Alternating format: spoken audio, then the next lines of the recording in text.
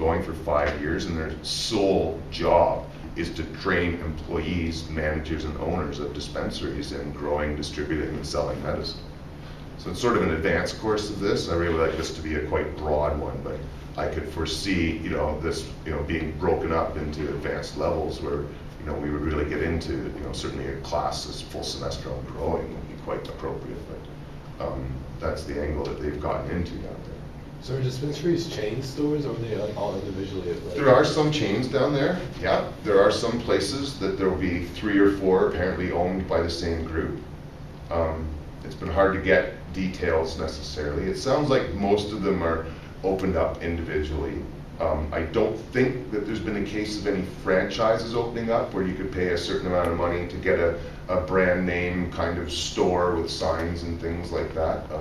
I think most of them have been, that have opened up under the same name, for the most part have been owned by the same person.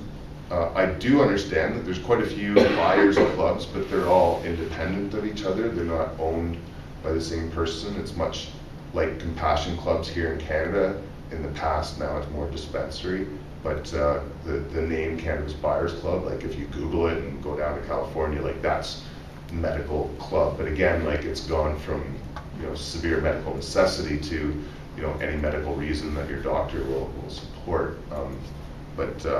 Again, it's really convinced people of, I think, any number of things, including the general safety of these clubs. One of the bigger problems has been the unfortunate but yet obvious issue of robberies, right? So there's been a whole bunch of horrible cases of things happening down there, and for the most part, these kinds of incidents just make people want to legalize and regulate it more. It's recognized that there are just massive numbers of people doing this. We need to have protection in stores. So luckily, the problems haven't resulted in all of the dispensaries being shut down. It's really hard to tell up here exactly why. Sometimes clubs are accused of being just outright profiteering. Other clubs are set up very much like healthcare, like WHAM. There's this one group down in California, WHAM, Women Accessing Medical Marijuana. I just know it as WHAM so much I can't remember.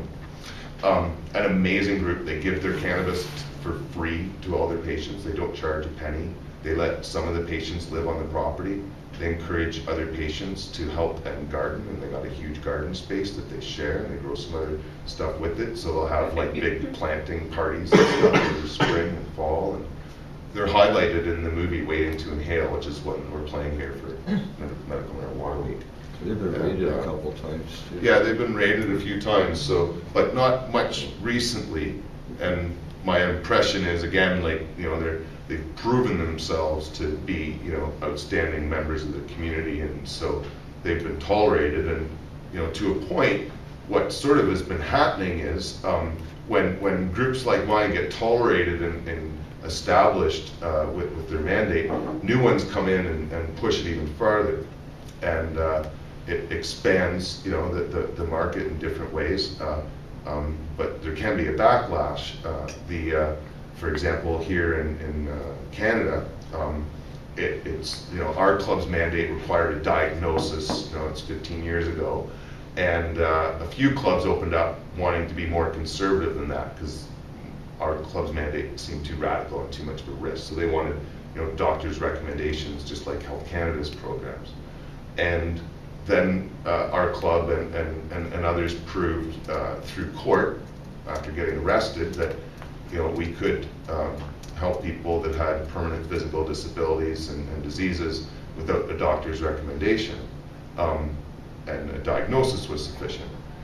Now we have clubs opening up that take a mandate farther than ours. Instead of requiring chronic pain, there's clubs opening up all over the Lower Mainland that require a diagnosis of anxiety, sleep problems, ADHD, any problem a doctor will diagnose you with, as long as it's on one of their forms and the doctor's cooperating, you can sign up to one of these clubs in the Lower Mainland now. Unfortunately, a group in Montreal pushed it too far, Culture 420 last year, and they made it so easy to join. You just had to swear you had a medical problem. Much like the Dekind in Vancouver a few years ago, 2004, a place opened up in Vancouver called Dekind. They were just openly selling cannabis and said it was all medical, but you just had to sign a form and say you had a problem like road rage, and they'd sell you pot.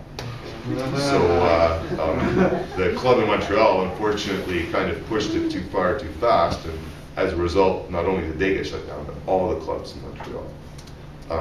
But hopefully, things will get back. I should say in Quebec, the entire province.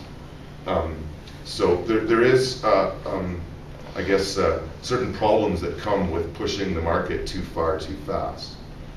But nevertheless, the more people that are growing and selling and using cannabis openly and in public and using storefronts, sometimes paying taxes, maybe sometimes not. Like, I got a store because I wanted to, get a license and do it legitimately. I'm not afraid of paying taxes. I'm just afraid of charging the members of my club more money than they already have to pay because it should be provided for them under health care. The rest of us crying should be paying taxes. But California has used the taxes as a big carrot, right? Like, California is bankrupt. And so it seems as though the best argument for medical marijuana in some people's eyes is the amount of money that can be made from taxes. In fact, a few years ago, when Arnold first got into office, a sort of coalition of these growers down in California offered the state of California, I believe, $1 billion cash, like overnight, if Arnold would legalize it, just like Prop 19 tried to. They said, we'll dig it out of our backyards, whatever it takes, $1 billion cash overnight, and otherwise there'd be more money to come, obviously, but Arnold turned it down. But really, $1 billion is just a tip of the iceberg. Apparently, and numbers can be skewed, but I've heard the United Nations even suggest that as much as 8% of world trade in numbers is in illegal drugs right now. And if you look at the street value of a lot of drugs and the actual cost of production, it's just astronomical how much it goes up, like with heroin and cocaine and stuff, and methamphetamine and everything. Like, it's so cheap to produce, and the profit markup is just dramatically more than anything else is. So, even though it isn't 8% of the goods and services that are going around the planet, it's 8% of the profits off of illegal drugs. Well, I'm not sure how many billions, trillions go around the planet every day, but it's a fair chunk, right? But that's if we're taking like 1 year, right? Like 2010, 8% of world trade through illegal drugs, right? Doesn't talk about all the other illegal practices, right? Arms sales, this, that, and the other thing.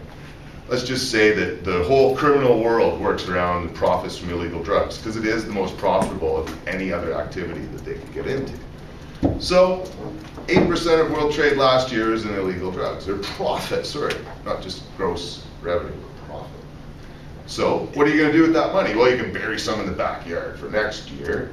You can blow a certain amount, but let's be real. Like, if you spent half the profits and buried it or whatever, you'd still have 4% of world trade that would be getting reinvested, or 4% of the profit from world trade reinvested into legitimate businesses. Because what else are you going to do if you're doing something illegal and you need to have taxes and, or be paying taxes because the government's going to chase you around if you don't? And then, well, if you're growing pot, honestly, it doesn't take like a huge amount of time. So you got some spare time. You may as well set up an extra little business, wood shop, sell beehives, whatever. A lot of people that grow pot end up creating other small businesses for themselves to both make money and give the tax man something to think about, right? So 4% of the profit every year from around the world goes from illegal drugs into the legal business. So next year, we've got 8%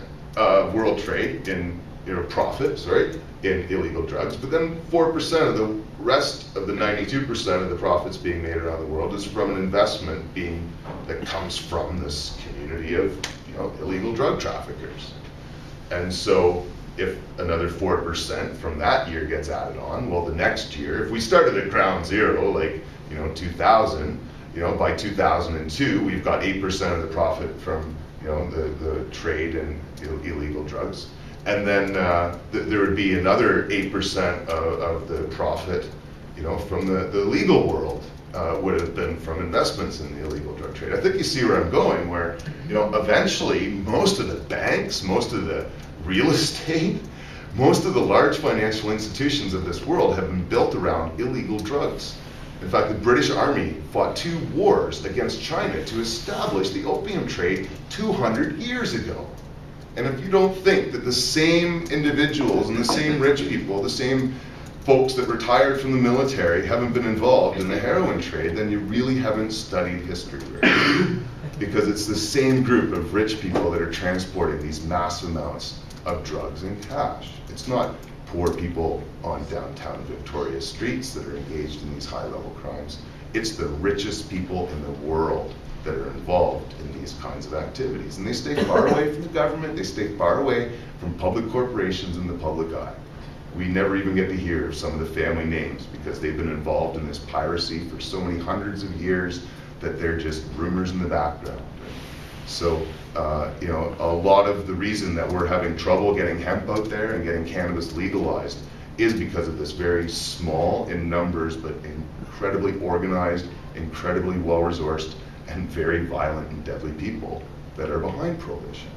And the more people that come out of the closet that undermine their activities in various ways, and I truly believe that the use of the cannabis plant not only can help people empower themselves financially, physically, spiritually, culturally, but I believe it is our best tool that we could possibly use against this small network of rich, narrow-minded, thoughtless people.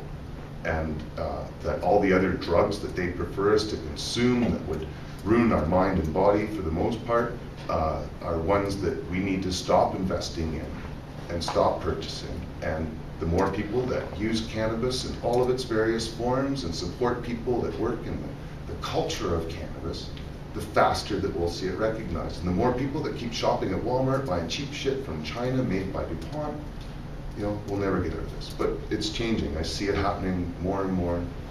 Certainly, it's thrilling going to UBC on Friday.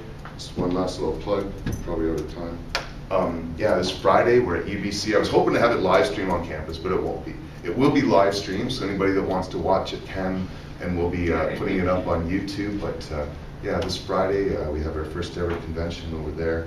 Really exciting. I'm going to give another plug for Brian. Next week we have from the Seed Bank, Brian going to be talking about his work and seeds, and it's going to be a really fun, interactive, trivia questions and all sorts of things going on.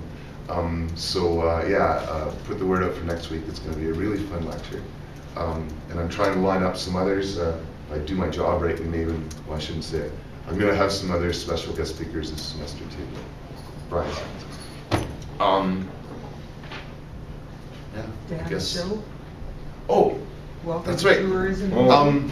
We have an example of what BC is going to look like in the future. For those watching online, you have to look at our forums and go into the Friends of Hempology section and see if Green has posted up a Tourism BC video.